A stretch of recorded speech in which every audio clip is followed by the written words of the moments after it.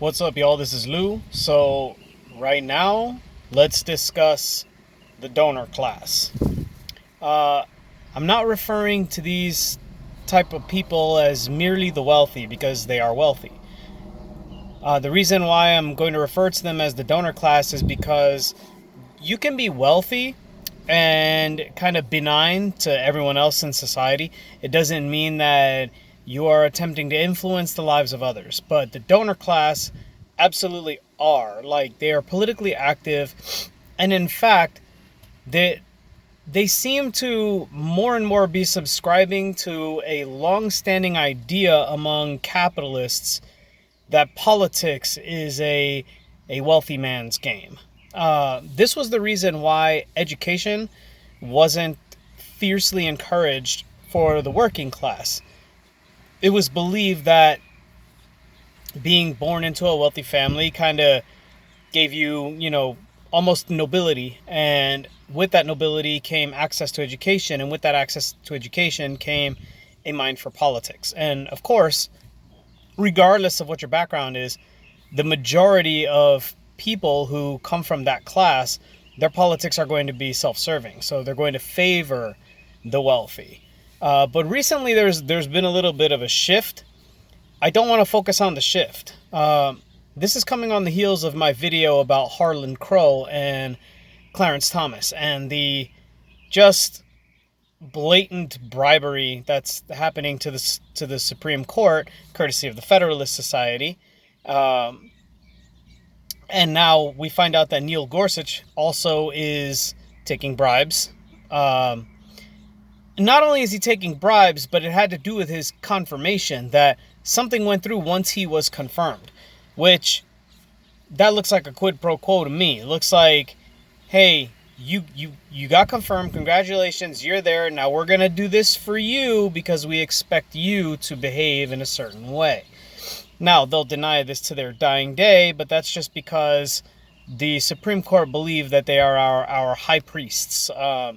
They think that they are our imams. They think that they are like divinely inspired ideological representatives. But they're not. They're not even elected. So Neil Gorsuch is outed as having taken bribes. And, I mean, Antonin Scalia, like I said in the other video, I mean, he died on a vacation similar to what Clarence Thomas was getting. Although I think Scalia, unlike Clarence Thomas, I think Scalia disclosed that vacation. But now we find out that Peter Thiel, the founder of PayPal, has rescinded his financial backing of Republican candidates. That's significant because he was instrumental in 16 political candidates, I believe that was the total, getting elected, probably the most notable of whom being J.D. Vance. The reason you had to hear so much of J.D. Vance's xenophobia is because of Peter Thiel.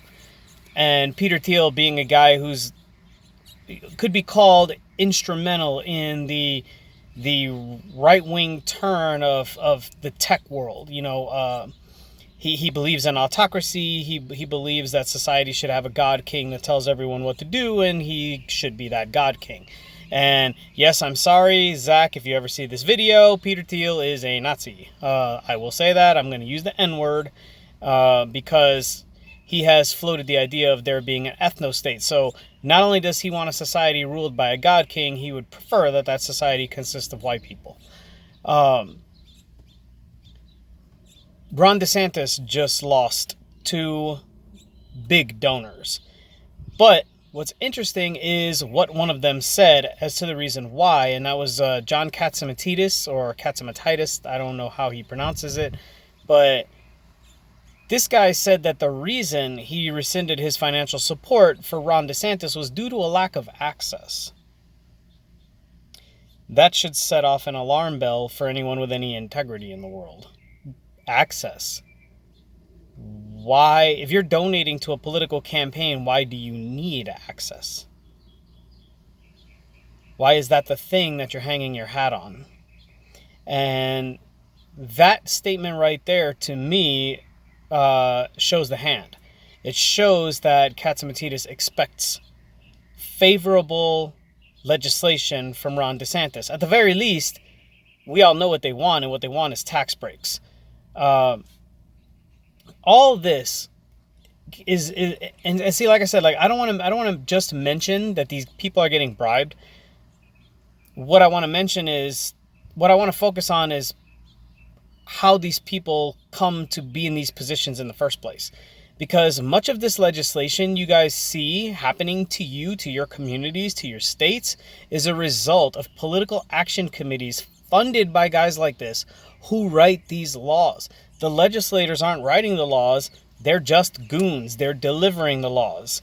They're like cops. You know, cops are like a goon squad. They're serving the ideology of what they believe law is, and much of the time they're wrong on what the actual law of the land is. But the politicians are another goon squad. It's almost nonsensical at this point to focus on the politicians, because even if you get them out of office, the people who funded them are going to do everything they can to get someone else in office who's going to do similar stuff. This all goes back to, again, the Supreme Court, who idealistically are supposed to protect us from this kind of tomfoolery, ruling the Citizens United decision that ruled that there's no spending limit on campaigns for corporations. It basically declared corporations are human beings, which is insane. That gave the donor class much more leverage in politics than the working class. And I'm not going to say the middle class, I'm not going to say the working poor. All of those are just empty terms. There's the wealthy class and the working class. There's people who pay us to do all their work, and then there's us who do all the work. It's that simple.